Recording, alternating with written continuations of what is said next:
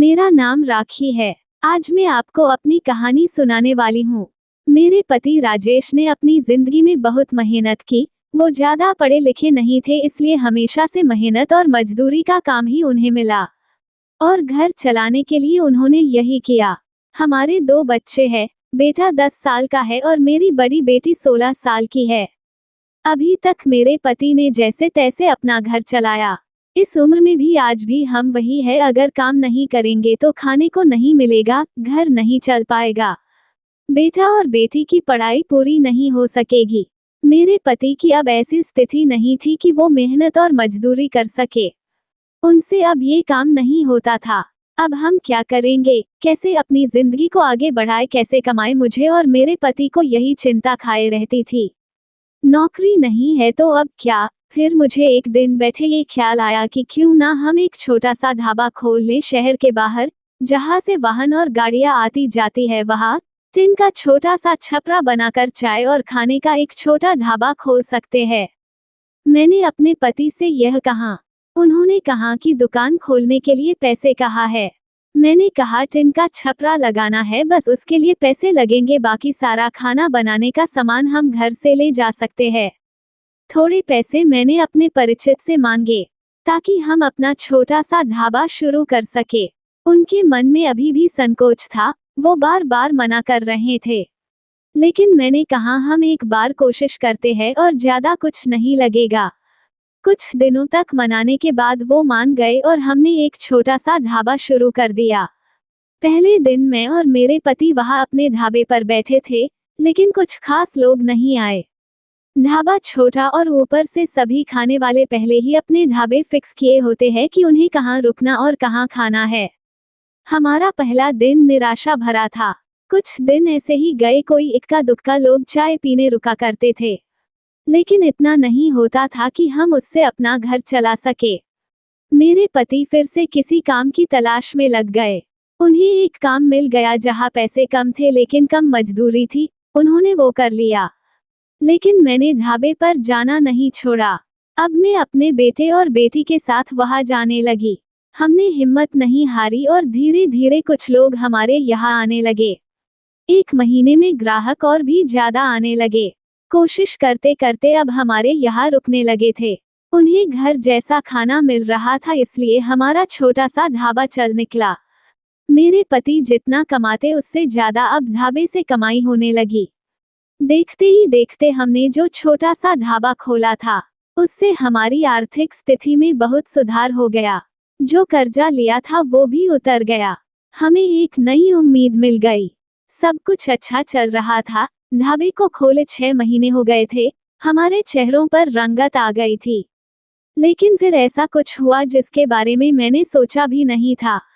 एक दिन घर से जब हम लोग ढाबे के लिए जा रहे थे, तब मेरे पति कहते हैं, ढाबा आज से बंद, कोई भी अब वहां नहीं जाएगा।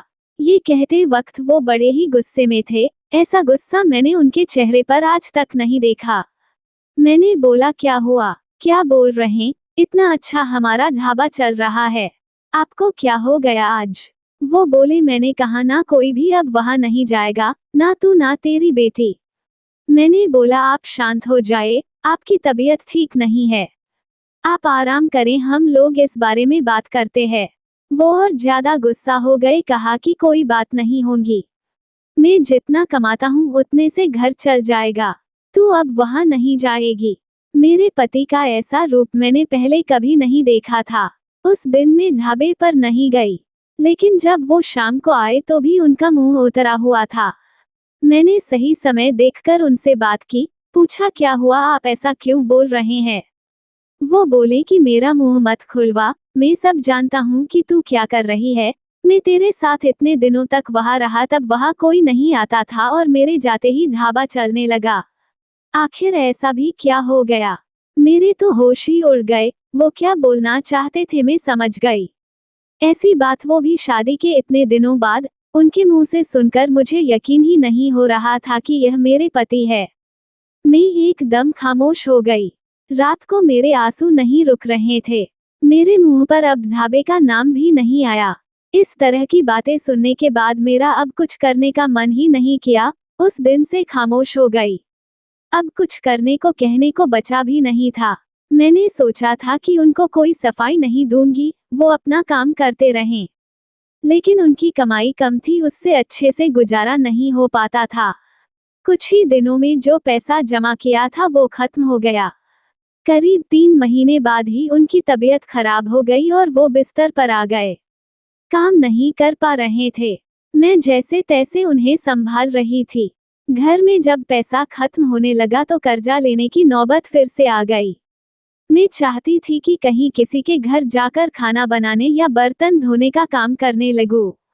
लेकिन उनकी तबीयत खराब थी और मैं नहीं चाहती थी मेरी किसी भी बात के कारण वो फिर उसी तरह की बातें करें। एक दिन वो बिस्तर पर थे, मैं उनके लिए खाना बना रही थी, तब उन्होंने मुझे बुलाया। बोले, मैं जानता हूँ उस दिन की बात तुम्हें बहुत परेशान कर रही है, लेकिन और तुम्हें लग भी रहा होगा कि मैं तुम्हें ये कैसे बोल सकता हूँ। लेकिन वो शब्द और बातें मेरी नहीं थी। मैंने कानों में ऐसी बात आई थी। अपनी रिश्तेदारी में ऐसी बात हो रही थी। मैंने अपनी बीवी और बेटी को अकेले वहां छोड़ दिया।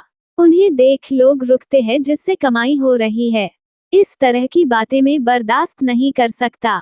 2 रोटी कम खा लेंगे, लेकिन ये सब नहीं सुनना था। समाज और यहाँ के लोग, खासकर आपके परिचित और रिश्तेदार, आपको आगे बढ़ता देख बहुत कुछ कहने लगते हैं। लेकिन लोग इस हद तक गिरे हैं मुझे इसका पता नहीं था, और मेरे पति भी उनकी बातों में आ गए। उस समय में मैं भी होती उनकी जगह तो शायद यही करती। मुझे भी उतना ही बुरा लगता, वही फैसला लेती जो उन्होंने लिया। मैंने उन्हें कहा है वो शुभचिंतक जो अब आपकी मदद करने नहीं आएंगे। जाए, आप उनसे पूछ लीजिए। हमारे घर में खाने को नहीं है और आपकी तबीयत खराब है। आप बताए कौन आया अब हमारी मदद करने। दुनिया किसी को खुश नहीं देख सकती, और अगर कोई मेहनत करके आगे बढ़ता है तो सारे प्रयास करके उसे पीछे धकेलने की कोशिश करती है। और आप उनकी बातों में आ गए। वो लोग सफल हो गए। सबको बात बनाना है। अब अगर हम भूख से मर जाएंगे तो भी उन्हें बातें मिल जाएगी। वो लोग कुछ समय तक बोलते, अगर हमें कोई फर्क नहीं पड़ता, तो वो थक कर हार मान लेते। वो पीठ पीछे ही इस तरह की बकवास कर सकते हैं। सामने आने की तो उनमें हिम्मत भी नहीं है। उस दिन मेरे पति की आंखें खुल गई। उन्होंने कहा कि तुम सच बोल रही हो, मैं ही पागल था। लोगों को सफाई देने और उनके आगे अच्छा बनने में अपना नुकसान करा लिया। जब हम गलत नहीं है तो हमें सफाई क्यों देना, क्यों डरना। मुझे माफ कर दो, हमें नहीं उन्हें बदलनी होगी अपनी सोच, और अगर नहीं बदले तो हमें क्या, हमें अपने कर्म करते रहना चाहिए। क्या अब हम फिर से कुछ कर सकते हैं? मैंने कहा, कभी भी देर नहीं होती है, हम अब भी कर सकते हैं। मेरे पति बोले, मैं भी अब तुम्हारा साथ दूंगा अगर तुम चाहो तो। मैंने हाँ कहा और फिर एक बार कोशिश की। थोड़ी मुश्किल हुई, लेकिन धीरे धीरे गाड़ी फिर पटरी पर आने लगी।